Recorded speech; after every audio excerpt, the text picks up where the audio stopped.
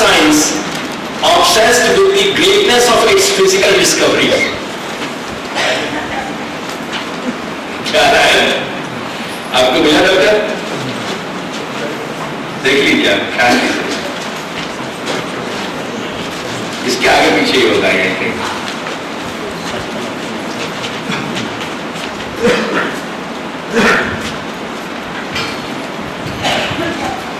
हाँ बस यही है। Modern science obsessed with the greatness of its physical discoveries and the idea of the sole existence of matter has now attempted to base upon physical data even its study of soul and mind and of those workings of nature in man and animal, in which a knowledge of psychology is as important as any of the physical sciences. एक बात कहिए कि modern science जो है वो obsessed हो गई है अपनी ग्रेटनेस के कारण। बाबू जैसे मनुष्य को मेगालोमानिया हो जाए ना कि बस मैं ही सब कुछ हूं, ऐसे आधुनिक विज्ञान को यह होगा कि बस मैं ही परमात्मा हूं।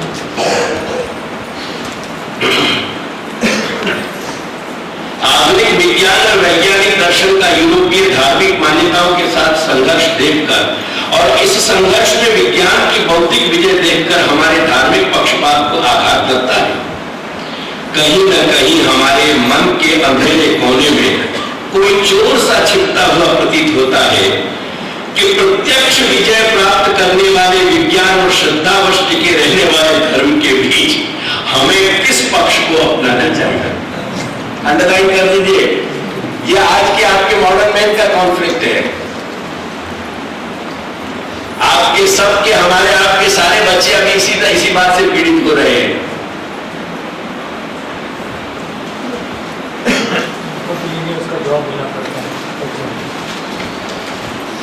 बात ऐसी है कनु भाई कि आप इनके जवाब कहां तक देते रहेंगे। कारण क्या है कि फैक्टर ये नहीं है कि वो जिज्ञासा कर रहे हैं, एक्चुअली ये उनकी जिज्ञासा नहीं है।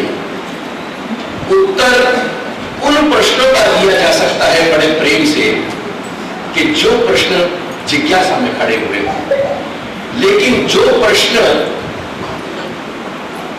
किसी सामने वाली वस्तु को हीन मानते हुए औद्धत्य से खड़े होते हैं, उनका उत्तर नहीं दिया जाता, न उनका कभी समाधान शोधा जा सकता है। तो आज की सारी नई पीढ़ी जिस तरीके से खड़ी हो रही है, क्योंकि जितने भी समृद्ध लोग हैं, बल्कि विडंबना यह है कि जो आंशिक रूप में असहाय लोग हैं, वो भीख मांग करके भी अपने बच्चों को अंग्रेजी माध्यम से पढ़ाना चाहते हैं। इसमें मैं भी आपके साथ ही बैठा हूं, मैं इन द सेम बैंड बैठा, मैं इससे अलग नहीं हूं, क्योंकि मैंने भी मेरे बच्चों को अंग्रेजी माध्यम से ही पढ़ाया। आज मैं इस भूल को समझ पाया हूं कि ऐसा नहीं होना चाहिए था। तो वही भूल आज, क्योंकि अवस्था और अनुभव दोनों ही मेरे बच्चे के पास नहीं है, इसलिए वो अपने बच्चे को पढ़ाने की भूल कर रहा है और मैं उसे समझा नहीं पा सकता, क्योंकि वो जब समझेगा वो मेरी अवस्था पे आके समझेगा, और जब वो समझेगा तब तो उसका बालक उसके हाथ से निकल चुका होगा और मैं इस दुनिया से निकल चुका होगा, तो कहीं बैलेंस कहीं नहीं बन पाता। तो ये सारी गति तो चल ही नहीं, और उसका कारण यह है कि यदि आप ऐसा मानते हैं कि घर के संस्कार प्रबल होते हैं, मैं मानता हूं उस बात को, मैं भी मानता हूं कि घर के संस्कार प्रबल होते हैं, लेकिन जो शिक्षा का प्रभाव है उसके कारण एक हमारे अंदर एक इनर एटीट्यूड पैदा होता है। एक हमारे अंदर जैसे हमारी शारीरिक चेष्टाओं की कहीं भाव भंगिमा होती है, उसी तरह से हमारे अंतर मन की भी कुछ भाव भंगिमाएं होती है। और जब अंतर मन में कोई भाव भंगिमा, कोई एटीट्यूड जब डेवलप हो चुका है, उस एटीट्यूड के जो रिपरकशंस, उसकी जो ध्वनियां है, वो प्रतिध्वनियां उसकी बहुत दूर तक जाएंगी, और वही प्रतिध्वनियां ये हमारे सामने खड़ी है। आप ये मत मानिए कि अंग्रेजी स्कूल में पढ़ के आपका बच्चा आपकी मातृभाषा में कमजोर रह गया। असल में अपना बच्चा मातृभूमि की जो मिट्टी से सौंधी सुगंध उठनी चाहिए, उस सुगंध से अपरिपक्व रहेगा, उससे दूर रहेगा। भाषा का ही प्रश्न नहीं है, इसलिए वो समस्या खड़ी हो रही। इसलिए इन समस्याओं का समाधान ना आप पे है ना मुझ पर, ये गति होनी चाहिए। और जो परिस्थितियां हैं वो इतनी बिखर चुकी है, जैसे आपके साइंस में जब कोई रोग क्रॉनिक स्टेज पे पहुंच जाता है, फिर सिर्फ समय की प्रतीक्षा की जाती है कि रोगी कब दम तोड़े। प्रयास इतना ही होता है कि दम तो तोड़ना ही है, पर सुख से दम तोड़े कुछ। तो आपके प्रयास उसे फिर स्वस्थ कर देने के नहीं होते, लेकिन वो कहीं आंशिक स्वस्थता से दम तोड़ सके इसका है। इसी तरह से हम विश्व की स्थिति में इतना ही प्रयास कर सकते हैं कि जो कुछ थोड़ा समय हम गुजार दें वो अच्छे ढंग से गुजार दें, बाकी कुछ नहीं कर सकते। चलिए, ये मेरा निराशावाद नहीं है, ये मेरे हृदय का आज की परिस्थितियों से जूझते रहने का बड़ा प्रबल निश्चयवाद है। भागने की बात नहीं है, लेकिन जो सत्य है वो सत्य है। जिस वक्त महाभारत का युद्ध शुरू हुआ, भगवान जानते थे, और भगवान ही नहीं जानते थे, भगवान के साथ भीष्म पिता जैसे महापुरुष जानते थे, स्वयं द्रोणाचार्य जैसे व्यक्ति जानते थे कि कहां और किस तरह से उन्हें उठना है, और स्वयं युधिष्ठिर ये जानते थे कि इसके अंतिम परिणाम क्या आएंगे, कि इस सारी जो मानव मेदनी इस वक्त मौजूद है भारतवर्ष की, उसमें से जब हनन का ये पूरा प्रवाह चलेगा मृत्यु का, उस वक्त मुट्ठी भर जीवन रह जाएंगे शेष। हर प्रभावशाली और हर प्रबुद्ध व्यक्ति महाभारत की स्थिति में से जानता, लेकिन घटना होनी थी, अपने ढंग से घटी, और न उसे भगवान अपनी क्रिया के हेतु से उसे नहीं रोकना चाहते थे, और न भीष्म पिता जैसे महापुरुष उसे रोक सके, न युधिष्ठिर जैसे धर्म के अवतार उसे रोक सके, और वो घटित हुई। ये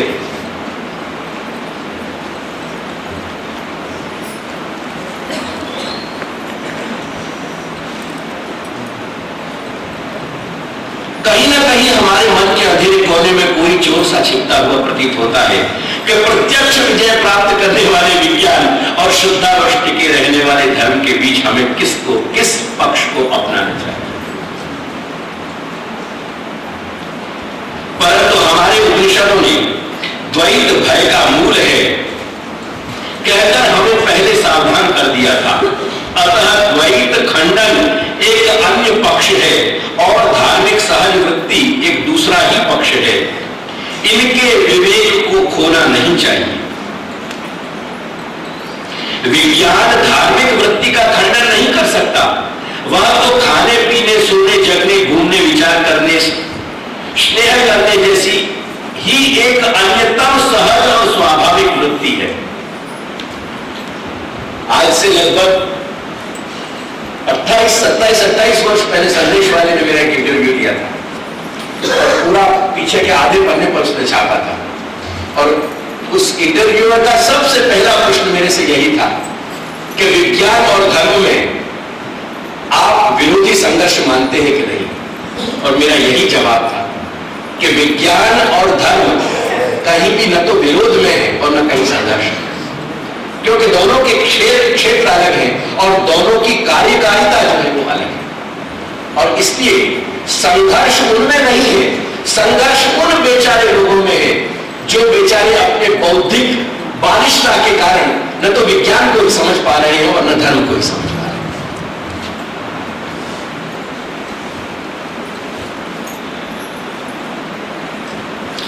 आधुनिक विज्ञान ने खंडन किया है उस द्वैतवाद का जिसे सहज धार्मिक वृत्तिवश यूरोपीय चेतना ने स्वीकार कर लिया। विज्ञान का वहां भी कोई संघर्ष है, उनके यहां भी अगर कोई संघर्ष है विज्ञान को, तो काय को संघर्ष है? जहां तरह की अपरिपक्व धार्मिक भाव वहां उनकी धारणा है, उन धारणा के साथ संघर्ष है। वो धारणाएं तकलीफ दे रही है। आधुनिक विज्ञान ने खंडन किया है उस द्वैतवाद का जिसे सहज धार्मिक वृत्तिवश यूरोपीय चेतना ने स्वीकार लिया। विज्ञान खंडन करता है इसी द्वैतवाद का जिसे हमारे यहां भी ब्रह्म और माया या जगत और जगदीश के द्वैत के रूप में चित्रित किया जाता है।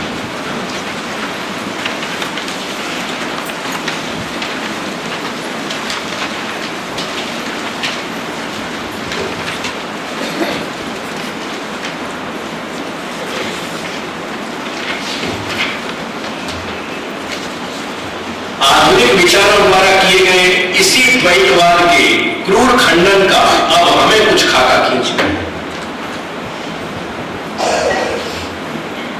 पोप की निरंकुश कल्पना, इच्छा और आज्ञा के विरोध में सर्वप्रथम एक सशक्त वाणी मार्टिन लूथर में मुखरित हुई, प्रोटेस्टेंट की, जो मैंने अभी बताया।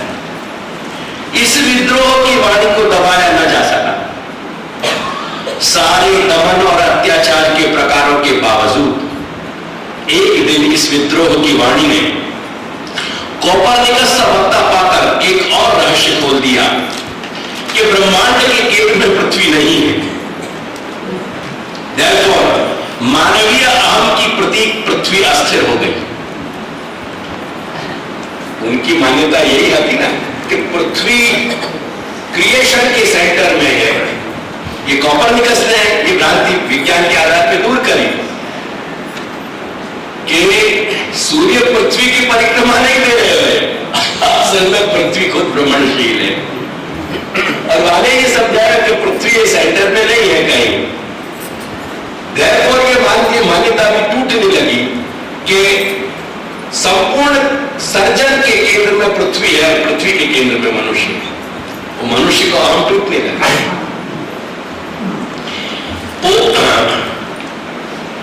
मानवीय अहम की प्रतीक पृथ्वी अस्थिर हो गई।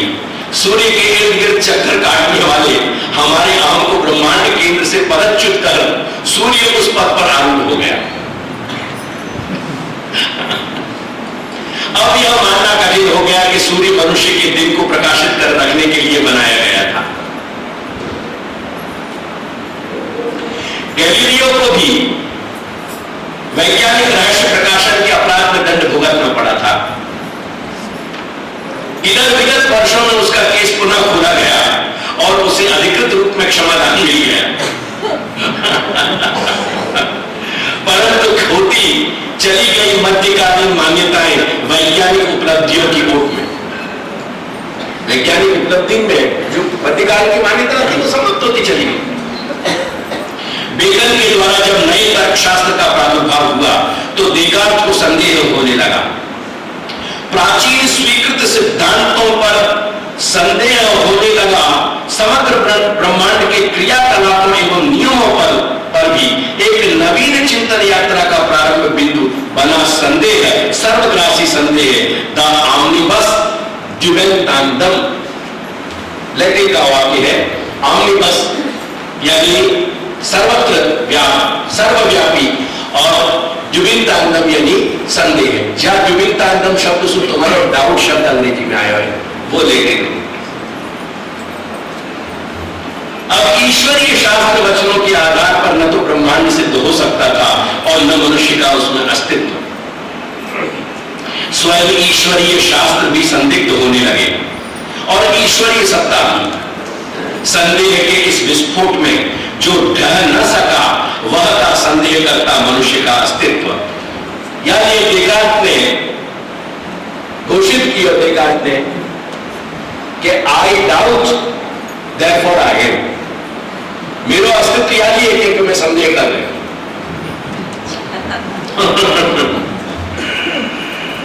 अब ईश्वरीय शास्त्र वचनों के आधार पर न तो ब्रह्मांड सिद्ध हो सकता था और न मनुष्य का उसमें अस्तित्व। स्वयं ईश्वरीय शास्त्र भी संदिग्ध होने लगे और ईश्वरीय सत्ता भी संदेह के इस विस्फोट में जो ढह न सका वह था संदेह करता मनुष्य का अस्तित्व। यदि स्वयं मैं नहीं तो संदेह किसे हो रहा है?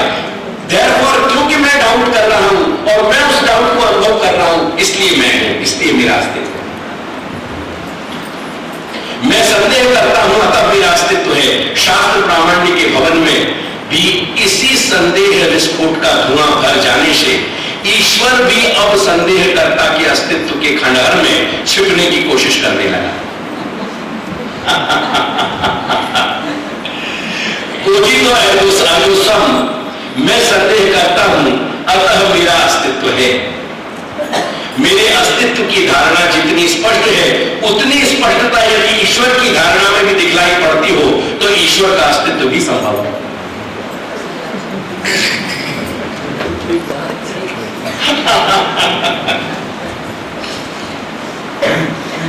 इस खंडहर के नव निर्माण में आस्था के लचीले नियम काम नहीं लाए गए, किंतु तर्क के कठोर नियम ही लाए गए। अतः मनुष्य की चेतना में ब्रह्मांड एवं प्राणी जगत का चित्र भी एक स्वतः चालित यंत्र की सी कठोरता लिए हुए उभरा। स्वयं चालित यंत्र जब स्वयमेव चल सकता है तो प्राकृतिक नियम क्यों स्वतः चालित नहीं हो सकते? यानी ये प्राणी जगत भी बाई एक्सीडेंट पैदा हो गए, हमें कोई ईश्वर की जरूरत नहीं, कोई क्रिएटर की जरूरत नहीं।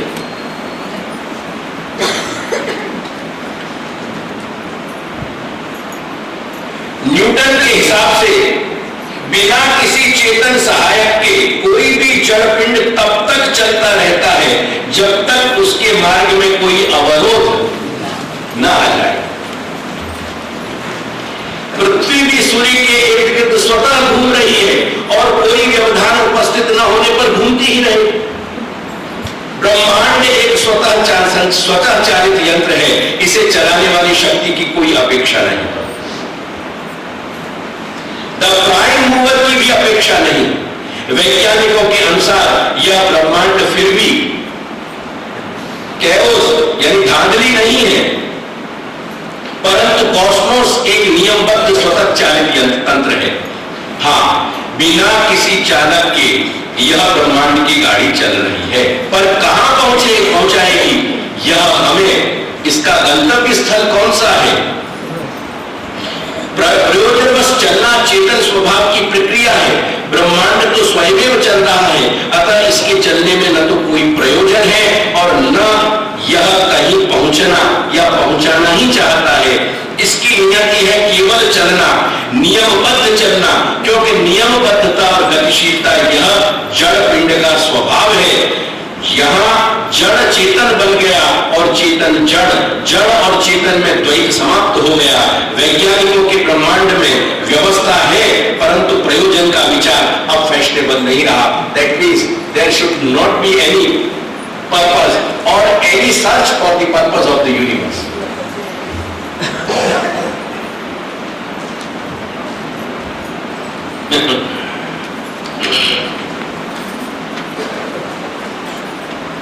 वो